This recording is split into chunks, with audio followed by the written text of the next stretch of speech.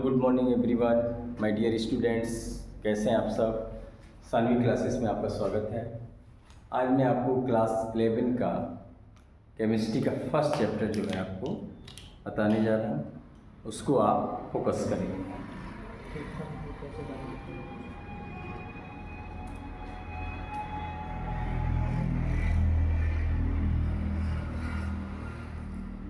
First chapter आपका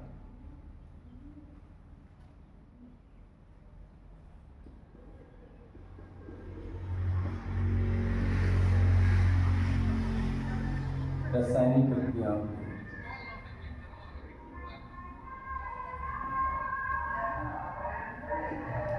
मूल सिद्धांत।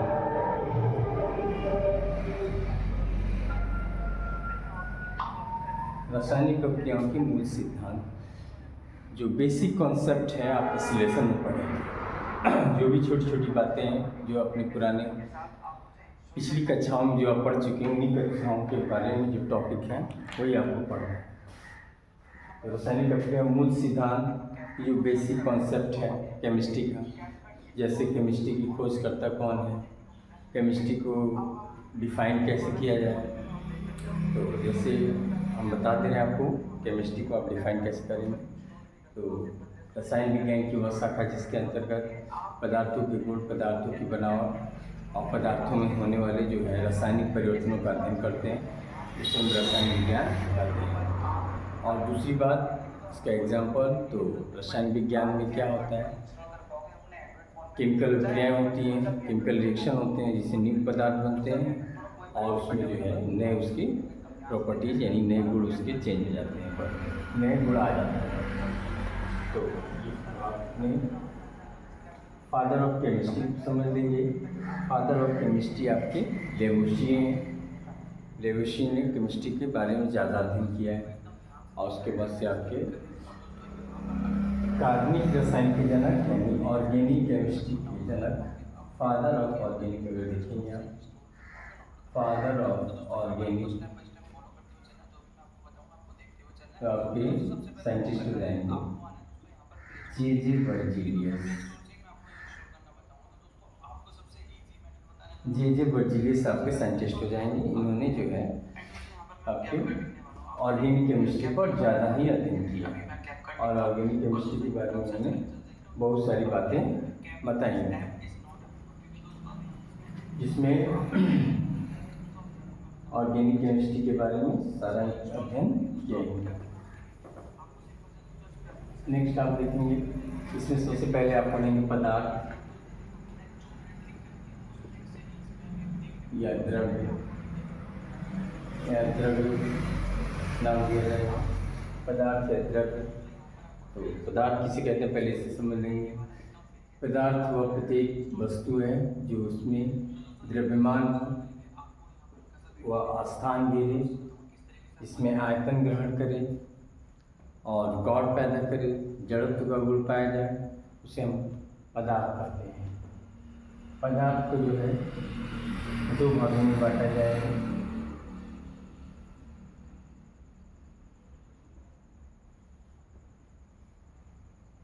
शुद्ध पदार्थ आपके,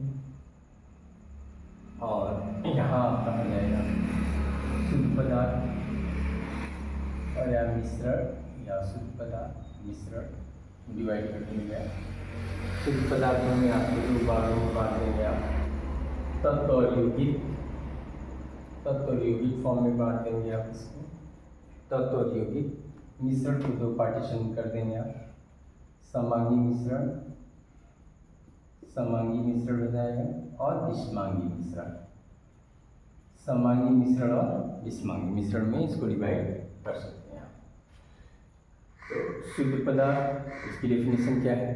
तो शुद्ध पदार्थ ऐसे पदार्थ जिसमें अवयवी कण समान रूप से मिले हुए, कोई जो है दूसरा कण उसमें इन्वॉल्व ना, शुद्ध पदार्थ कहलाएंगे। मिश्रण यानी मिश्रण दो या दो से अधिक बिना किसी जो है अनुपात के आपने मिला दिया तो मिश्रण बन जाएगा। शुद्ध पदार्थ आप देखेंगे तत्व और यौगिक को शुद्ध पदार्थ माना जा रहा है। तत्व क्या है, तो तत्व वे शुद्ध पदार्थ हैं जिन्हें हम भौतिक या रासायनिक विधियों द्वारा अलग नहीं कर सकते हैं। या दूसरी डेफिनेशन कि तत्व एक प्रकार के परमाणु के मिलने से बने होते हैं, उसे हम तत्व कहते हैं। फॉर एग्जाम्पल आपके तत्वों का hydrogen, lithium, sodium, potassium, rubidium, calcium, आपके 118 तत्व हो जाएंगे। ओके, यौगिक समझ लेंगे। यौगिक क्या है? तो यौगिक जो है दो या दो से अधिक तत्वों को एक निश्चित अनुपात में आपने मिला दिया तो यौगिक बन जाते हैं। एक निश्चित अनुपात में आपको मिलाना है तो यौगिक बन जाएंगे। इसका एग्जाम्पल आप देख सकते हैं। इसके एग्जाम्पल हो जाएंगे आपके नमक का यौगिक क्या है? Sodium bicarbonate, sodium carbonate, NH2 washing soda जिसे बोल रहे हैं, NaHCO सोडियम कार्बोनेट है, नमक का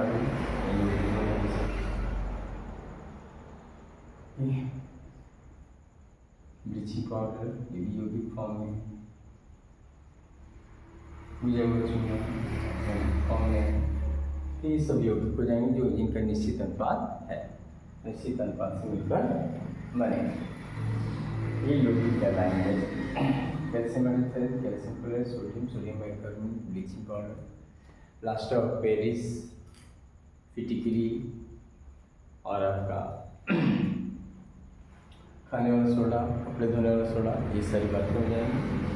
व्यंजन क्लोरोफॉर्म, ब्रोमोफॉर्म, एथिल आयोडाइड, आपका जो है ether, alcohol, methyl alcohol, ethyl alcohol वगैरह वगैरह, ये सारी चीज़ें इसमें आ जाएंगी। तो ये सब एग्जाम्पल हो जाएंगे। नेक्स्ट देखेंगे आप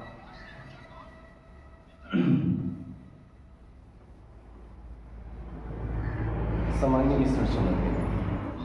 सामान्य मिश्रण क्या है? तो ऐसे मिश्रण जिसमें अवयवी पदार्थ समान रूप से घुले होते हैं, जो भी उसमें अवयवी पदार्थ होंगे वो समान रूप से घुले होंगे, तो हम इसे सामान्य मिश्रण कहते हैं। या फिर ऐसे दो या दो से अधिक विलयन जिसमें विलय और विलायक के समान रूप से घुले हों, उनके अवयवी कण कोई अंतर ना दिखाई पड़े उसमें, इसे हम सामान्य मिश्रण कहते हैं। ये फॉर एग्जाम्पल आपका चीनी और पानी का मिश्रण, आपका जो है चीनी और जल का मिश्रण हो जाएगा आपका सामान्य मिश्रण। इसमें मिलाने पर समान रूप से अवयवी कण घुल जाते हैं और इससे जो है आप माइक्रोस्कोप से भी इसके पार्टिकल आपको देखने को नहीं मिल पाएंगे, इतना ये समान रूप से घुल जाता है। चीनी और जल का हो जाएगा सामान्य मिश्रण का एग्जाम्पल हो जाएगा। और भी एग्जाम्पल नमक हो जाएगा आपका, नमक प्लस वाटर, ये एग्जाम्पल हो जाएगा, ये भी आपका सामान्य मिश्रण का एग्जाम्पल। सामान्य मिश्रण में क्या होगा, इसका जस्ट अपोजिट बोलेंगे। इस प्रकार के मिश्रण में जो अवयवी कण होंगे, विलयन में जो अवयवी कण होंगे वो समान रूप से नहीं घुलते, उनके पार्टिकल नीचे बैठ जाएंगे या नहीं तो ऊपर तैरते रहेंगे। फॉर एग्जाम्पल इसका देख लेंगे, water plus oil, water plus oil हो जाएगा, यानी मस्टर्ड ऑयल ले सकते हैं आप, केरोसिन ऑयल ले सकते हैं वाटर के साथ, तो वो जो मिश्रण होगा वो आपका विस्मान्य मिश्रण होगा। नेक्स्ट एग्जाम्पल भी हो सकता है वाटर और सैंड, वाटर और सैंड ले लिया आपने, यानी जल और बालू का मिश्रण जो आपने लिया है, ये भी एक प्रकार का आपका विस्मान्य मिश्रण का एग्जाम्पल है।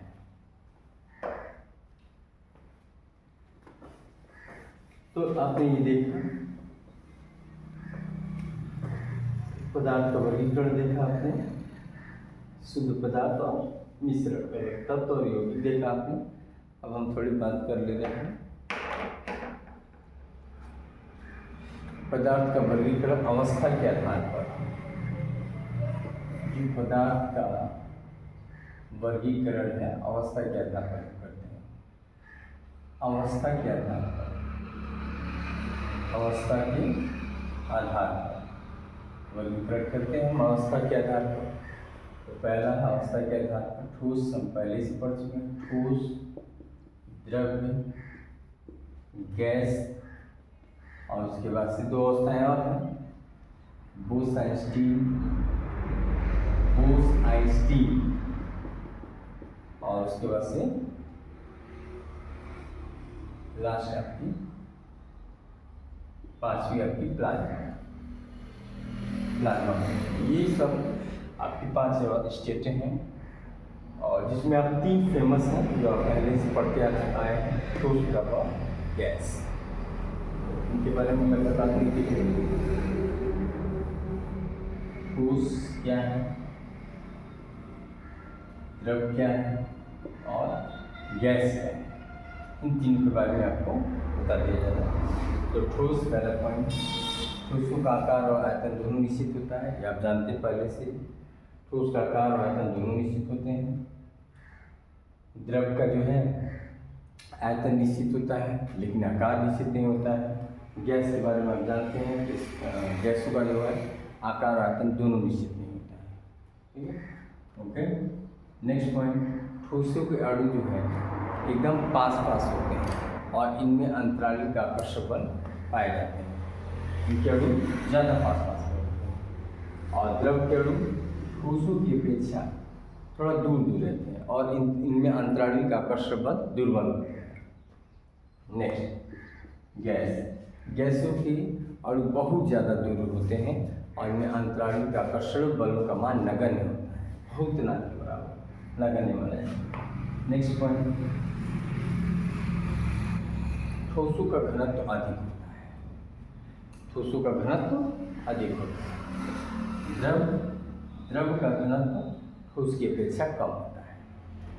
गैसों का घनत्व ठोस और द्रव की अपेक्षा बहुत कम होता है घनत्व। नेक्स्ट, संपीड़ितता, कंप्रेसिबिलिटी। तो ठोसों में ठोस बहुत कम संपीड़ित होते हैं। क्यों? क्योंकि हम ठोसों को दाब देकर उनका आयतन नहीं बदल सकते। ठोस बहुत कम संपीड़ित होते हैं, ये संपीड़ित नहीं होते हैं क्योंकि हम उसका आकार नहीं बदल सकते हैं, प्रेशर देकर हम आकार नहीं बदल सकते। द्रव जो है, द्रव की बात करें तो द्रवों में संपीड़ितता ठोस की अपेक्षा थोड़ा पाई जाती है, अधिक पाई जाती है। ठोसों की अपेक्षा अधिक पाई जाती है द्रवों में संपीड़ितता। नेक्स्ट, गैस की बात करें तो गैस हाईली संपीड़ित होते हैं, हाईली कंप्रेसिबिलिटी, यानी बहुत ज़्यादा कंप्रेसिबिलिटी इनमें पाई जाती है। इनको जो है दाब देकर आप एक सिलेंडर में बहुत सारी गैसें एक सिलेंडर में भर सकते हैं आप।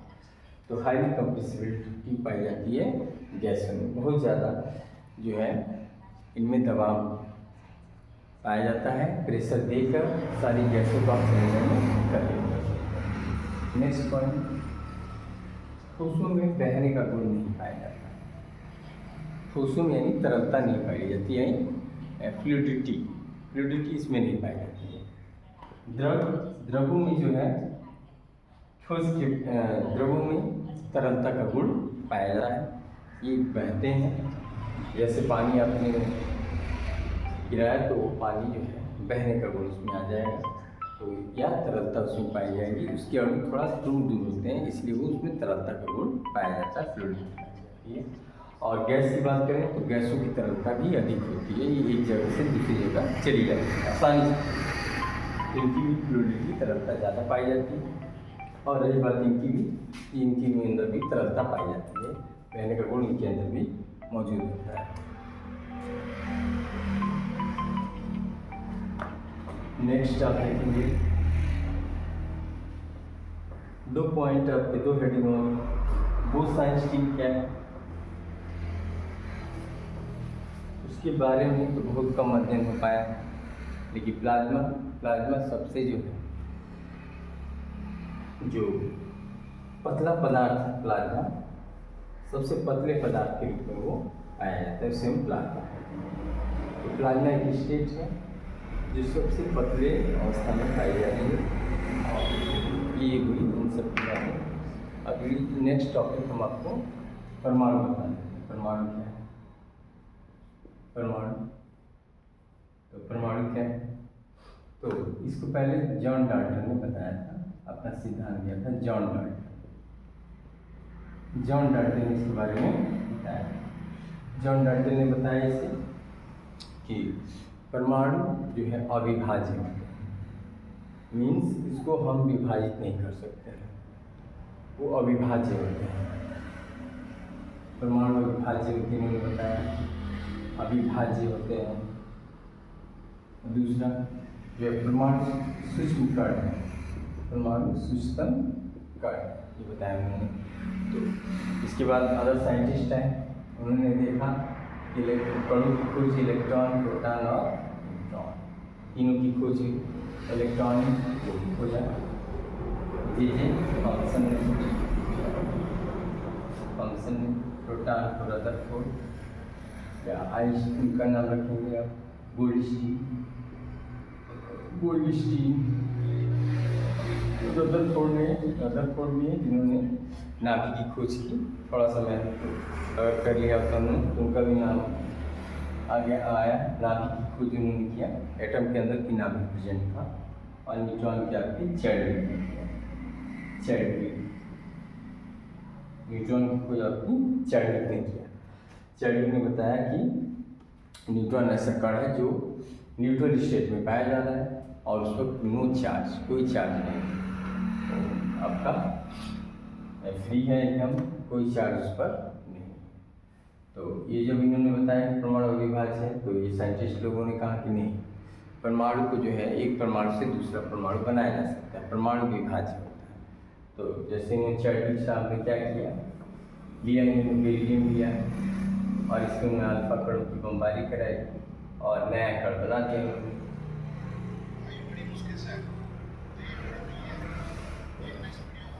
कार्बन बना दिया उन्होंने, ये कार्बन जो है बना दिया उन्होंने। तो उन्होंने बताया, साइंटिस्टों ने जॉन डाल्टन की बातों को खंडन किया और बताया उन्होंने एक परमाणु से आप दूसरा परमाणु बना सकते हैं, यानी परमाणु अविभाज्य नहीं, वो विभाज्य है, एक परमाणु से आप दूसरा परमाणु बना सकते हैं। तो ये इन्होंने न्यूट्रॉन के बारे में भी रिसर्च कर लिया, न्यूट्रॉन भी आ गया और ये भी पता चला गया कि एक परमाणु से दूसरा परमाणु भी बन सकता है। तो ये जॉन डाल्टन का मॉडल था। अब थोड़ा सा देख लेंगे इलेक्ट्रॉन कणों के बारे में, किसने खोजा, क्या किया, कितना आवेश है। तो ये इलेक्ट्रॉन, प्रोटॉन, न्यूट्रॉन, पाइलेशन, देखिए थोड़ा इलेक्ट्रॉन, इस पर कितना चार्ज होगा, तो चार्ज आपको पहले इस पर 1.9 into 10 power 1.6 into 10 power minus 31 गुलाम, और ये होगा आपका माइनस, इसका भी वही चार्ज 1.6 इंटू 10 पावर माइनस 31 गुलाम, इसका प्लस में हो जाएगा। इसका द्रव्यमान 9.1 इंटू 10 पावर माइनस 31 और खोजकर्ता आपके J Thomson. Proton 1.6 into 10 power minus 31, ये हो जाएगा आपका प्लस में,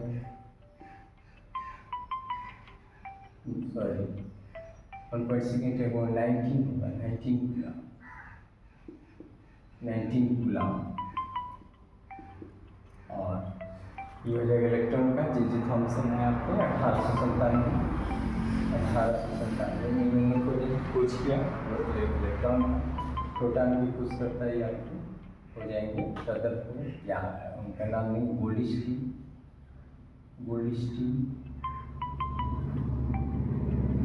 रदरफोर्ड साहब भी आ जाएंगे, गोल्डस्टीन या रदरफोर्ड।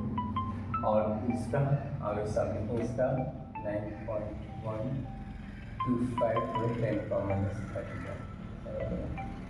और न्यूट्रॉन इसका देखेंगे आप, इसका शून्य हो जाएगा और 1.6725 हो जाएगा इसका इंटू 10 पावर माइनस 31। और इसके आगे क्या हो जाएंगे, जेम्स चैडविक, और ये आपको 1919 में हो जाएगा, ये आपको 1919 में हो जाएंगे और ये 1932 में, 32 में ये है तो ये रदरफोर्ड साहब, चैडविक और जे थॉमसन, इन्होंने अपनी अपनी जो है कर्व पार्टिकलों को खोजा। पाई निशान युकावा के साइंटिस्ट हैं, युकावा ने इसको खोजा था, युकावा। और इस पर चार्ज ये 3 टाइप से हैं, pi plus, pi minus, pi zero, धनात्मक पाई निशान, ऋणात्मक पाई निशान और एक उदासीन पाई निशान, जिनका अलग अलग वैल्यू है। तो ये देखा आपने कणों के बारे में, इलेक्ट्रॉन, प्रोटॉन और न्यूट्रॉन के बारे में देखा आपने कि कैसे जो है इसका आवेश कितना है, उसका द्रव्यमान कितना है, खोजकर्ता कौन है। ये आवेश है आपका, ये आपका द्रव्यमान है,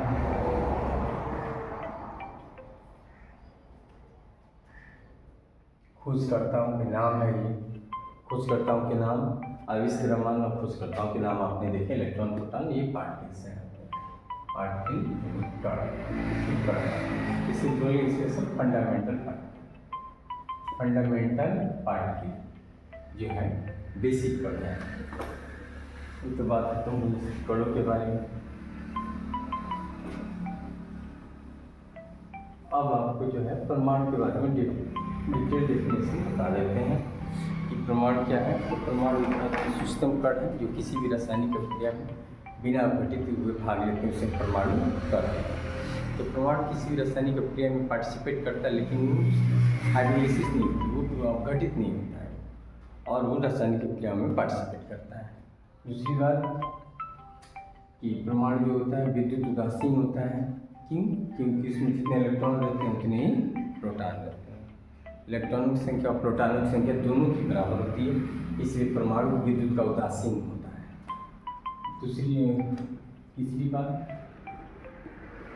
परमाणु के अंदर एक नाभिक उपस्थित होता है और परमाणु के चारों त्रिविम क्षेत्र में, 3 डायमेंशन, त्रिविम क्षेत्रों में 3 डायमेंशन में इलेक्ट्रॉन पाए जाते हैं। इलेक्ट्रॉन पाए जाने की प्राथमिकता वहाँ अधिक होती है, 3 डायमेंशन में इलेक्ट्रॉन पाए जाते हैं परमाणु के चारों। तो ये परमाणु की बातें हुई कि परमाणु विद्युत का उदासीन है।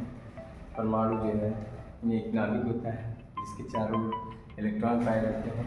और इलेक्ट्रॉनों के बारे में बात करें तो इलेक्ट्रॉन जो है अपनी बोध के अनुसार अपनी उन्हीं कक्षाओं में चक्कर काटते हैं जिन कक्षाओं का मान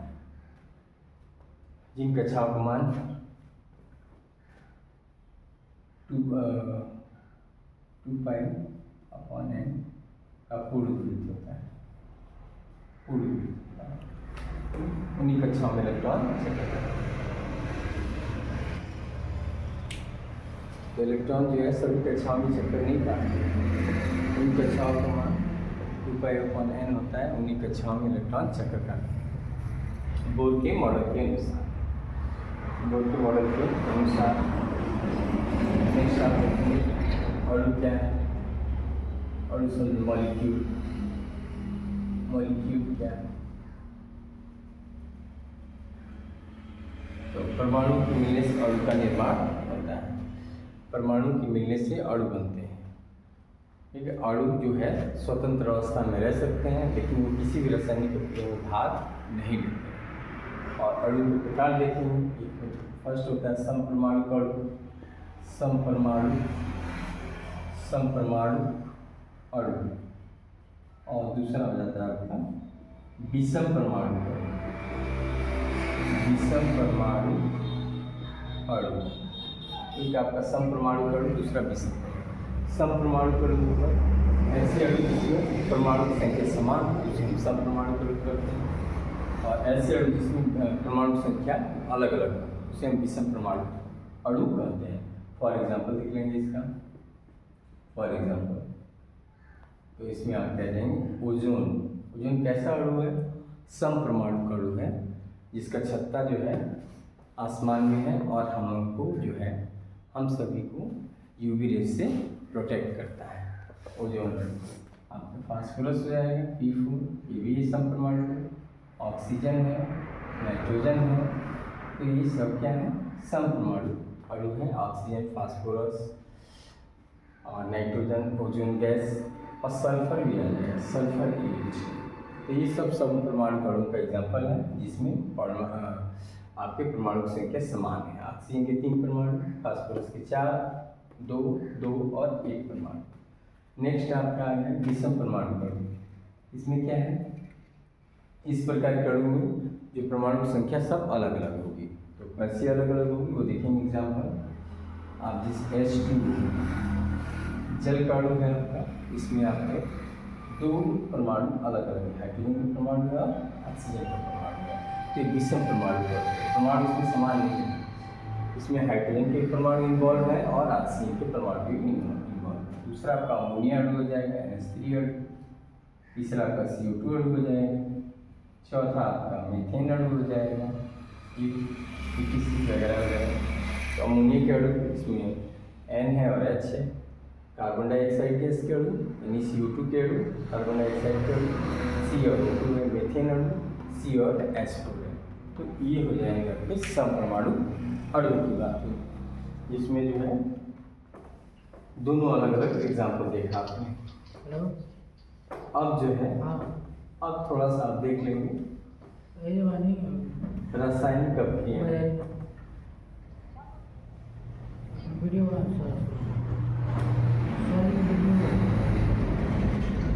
रासायनिक अभिक्रियाओं का नियम देखिए। रासायनिक अभिक्रिया, रासायनिक अभिक्रियाओं का संयोजन का नियम। तो देख लेंगे आप रासायनिक अभिक्रियाओं के संयोजन। तो ये रासायनिक अभिक्रियाओं का जो संयोजन के नियम, इसके बारे में लेबोर्सियर ने और अदर साइंटिस्टों ने मिलकर रासायनिक अभिक्रियाओं पर अध्ययन किया और देखा उन्होंने कि रासायनिक अभिक्रियाओं में जो है आपके परमाणु भाग ले रहे हैं और उसके कुछ सूक्ष्म पार्टिकल्स भी भाग ले रहे हैं। तो उन्होंने नियम ये 5 नियम दिए, संयोजन नियम 5 दिए आपका। पहले आपका द्रव्यमान संरक्षण, दूसरा आपका स्थिर अनुपात का नियम, स्थिर अनुपात का नियम। तीसरा आपका गुणित अनुपात का नियम, गुणित अनुपात तीसरा। चौथा हो जाएगा आपका व्युत्क्रम अनुपात का नियम। पांचवा आपका हो जाएगा गैर-विस्तार का नियम, गैर-विस्तार का नियम। छठा आपका हो जाएगा अवोगाद्रो का नियम, अवोगाद्रो का नियम। तो ये सब नियम है रासायनिक अभिक्रियाओं के संयोजन के नियम। द्रव्यमान संरक्षण का नियम, स्थिर अनुपात का नियम, रासायनिक अभिक्रियाओं का नियम। तो द्रव्यमान संरक्षण के नियम, स्थिर अनुपात का नियम, गुणित अनुपात का नियम, व्युत्क्रम अनुपात, गैर-विस्तार का नियम, अवोगाद्रो का नियम। रासायनिक अभिक्रियाओं से संबंधित ये नियम है, रासायनिक अभिक्रियाओं से संबंधित नियम है। एक एक करके हम नियमों के बारे में बता दे रहे हैं आपको, एक एक एग्जाम्पल भी बता दे रहे हैं। पहला देखेंगे आप द्रव्यमान संरक्षण का नियम। द्रव्यमान संरक्षण के नियम में क्या कह रहा है? तो ये कह रहा है द्रव्यमान संरक्षण के नियम में, इसमें कह रहा है इस नियम के बारे में वैज्ञानिक लैंडोल्ट ने पुष्टि किया।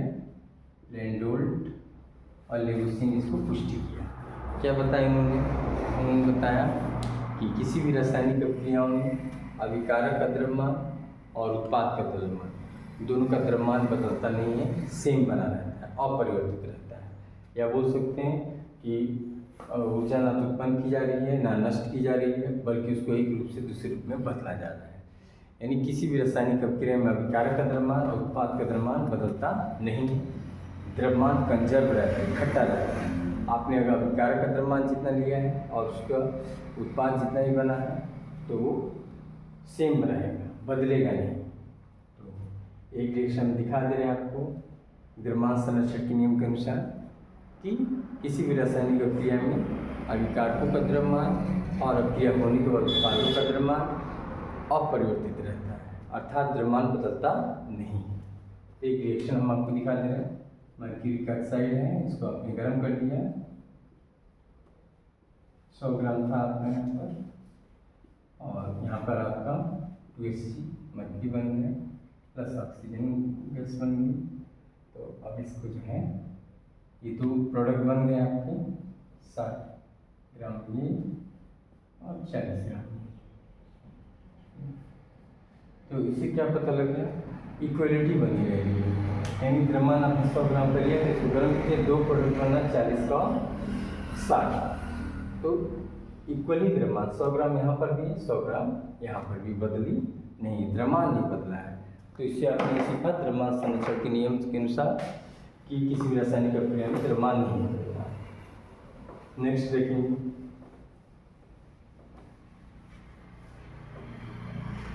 आपका स्थिर अनुपात का नियम। स्थिर अनुपात का नियम देख लेंगे आप। स्थिर अनुपात का नियम क्या है, नियम क्या कहता है? तो ये नियम कहता है कि किसी भी शुद्ध यौगिक में, कोई भी अगर शुद्ध यौगिक है तो जो उसमें तत्व उपस्थित हैं एक निश्चित अनुपात में मिलकर बने हैं।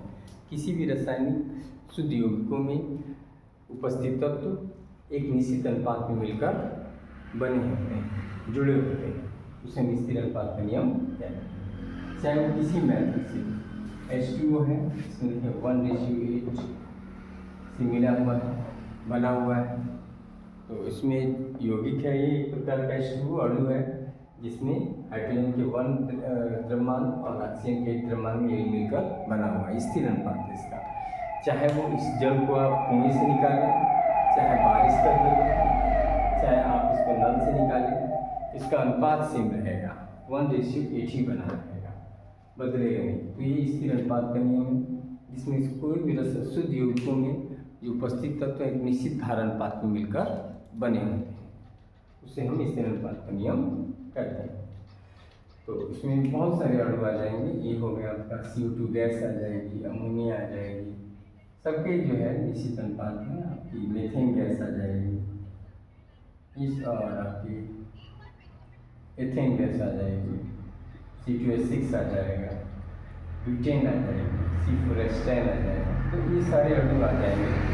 इसमें आप देखेंगे अनुपात निश्चित है तत्वों का, और चाहे वो किसी मेथड से प्राप्त किया जा रहा है अणु, उसका अनुपात ही जा रहा है, बदल नहीं रहा, चेंज नहीं हो रहा है। तो ये स्थिर अनुपात का नियम, इसमें आपको कोई चीज़ बदल नहीं।